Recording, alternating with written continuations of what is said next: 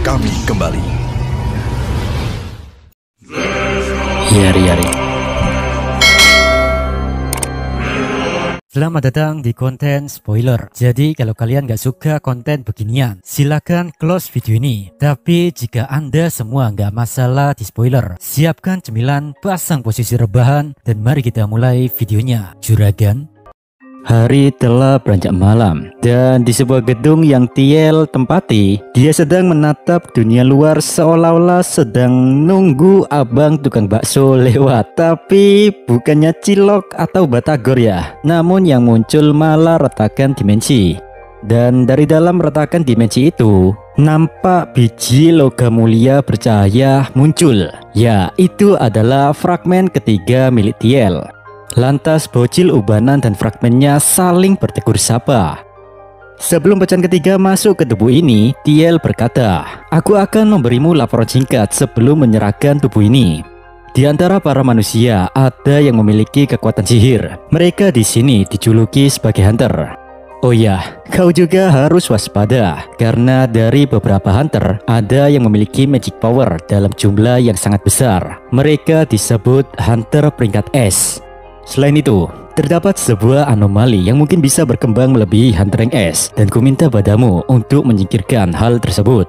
Fragmen ketiga menjawab, "Stop, cukup, gak usah banyak cincong lu. Melalui ingatan yang ada di tubuh itu, aku akan melihat semuanya. Jadi, gak usah basa-basi lagi. Kau telah menyelesaikan tugasmu dengan baik kan, dan sesuai rencana akan kumulai penyerapan ini." Entah mengapa pecahan kedua dari Tiel terdiam. Dia seperti nggak rela kalau egonya diambil alih oleh kepingan selanjutnya.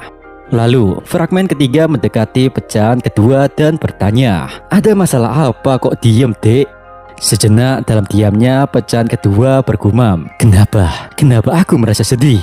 Apa karena aku akan menghilang dari dunia ini setelah diambil alih oleh ego yang barukah? Tidak, itu tidak penting. Tugasku hanya mewujudkan keinginan Sang Pencipta. Ya, ini semua demi Sang Pencipta. Kendati demikian, pecahan kedua tak mau mengungkapkan perasaan sebenarnya ke fragmen ketiga. Dia berkata, "Tidak apa-apa kok, kalau begitu, sisanya aku percayakan padamu." Setelah mengatakan itu, pecahan kedua merangkul fragmen ketiga, dan mereka berdua pun menyatu ke dalam satu tubuh. Kemudian sosok yang baru pun muncul. Tiel yang awalnya masih bocil kini berubah menjadi sosok bertubuh dewasa. Fragmen ketiga dari Tiel telah menempati tubuh ini, dan dia pun telah membaca semua ingatan yang dimiliki kepingan kedua. Sembari memandangi langit-langit malam, Tiel dengan ego fragmen ketiga berkata, "Onde mande, sekarang aku mengerti sosok anomali yang dimaksudkan pecahan kedua.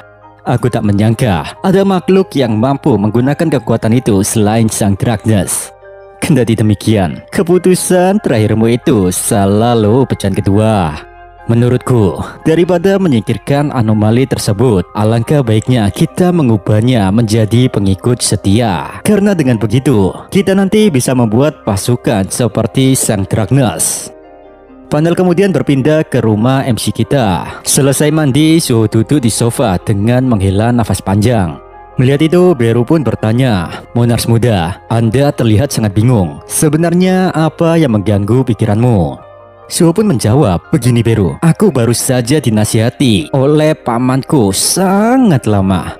Tapi entah mengapa aku merasa bahagia saat tahu paman sangat mengkhawatirkanku. Aku penasaran, apakah papa dan mama juga mengkhawatirkanku ya? Tapi yang lebih penting untuk sekarang, aku harus ke Shadow Dungeon." Dengan nada sedikit tinggi, Beru berkata, "Monars muda, jangan memaksakan dirimu. Bukankah lebih baik kau beristirahat sebentar?" Suho membalas, "Oh, tenang saja Beru. Aku bisa istirahat nanti setelah mengerjakan daily quest. Karena hadiah atau reward dari quest tak bisa kusia-siakan."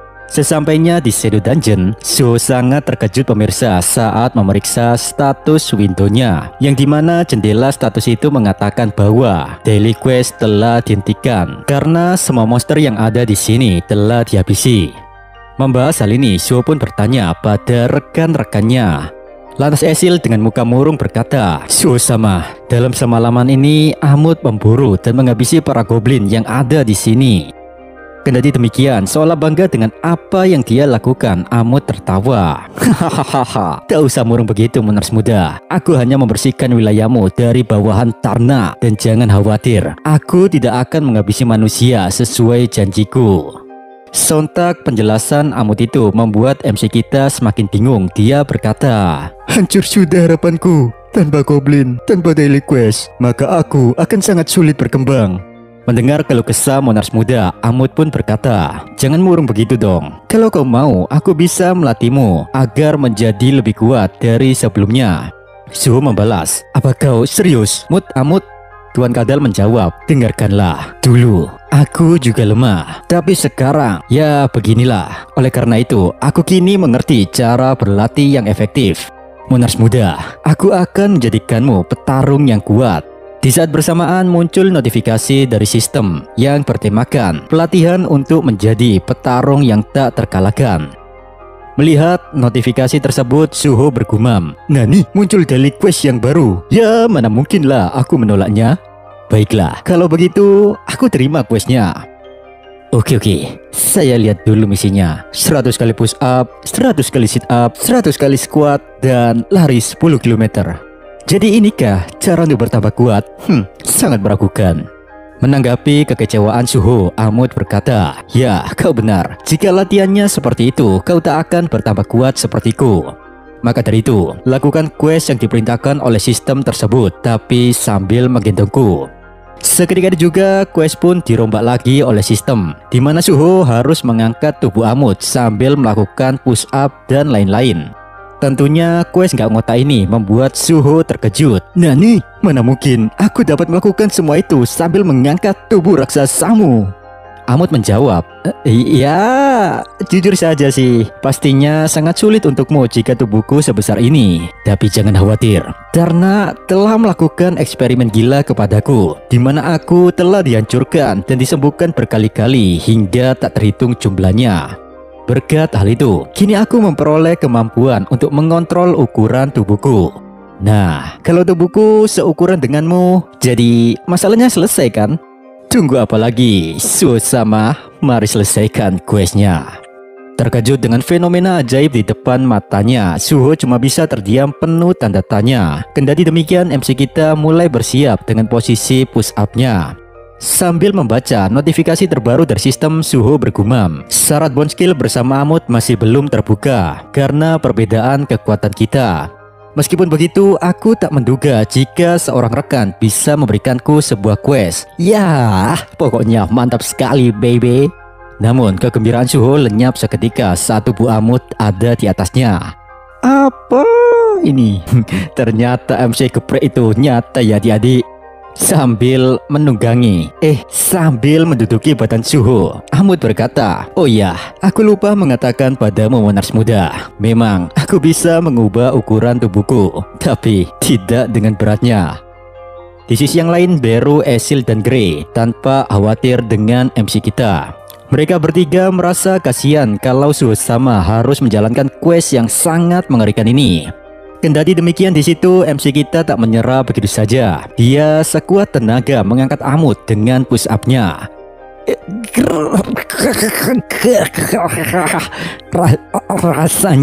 Rasanya tulang-tulangku akan patah. Push up, apa push rank ini coy? Kok berat banget? Di satu sisi, di saat Suho terlihat menderita, Amut malah sebaliknya. Dia menikmati keteguhan tekad MC kita yang tak langsung menyerah. Amut berkata, hoho, gambate Monars muda, lampaui batasanmu. Memang ini sangat menyakitkan, tapi aku yakin kau pasti bisa, karena kau adalah anak dari Monars terkuat. Hurra!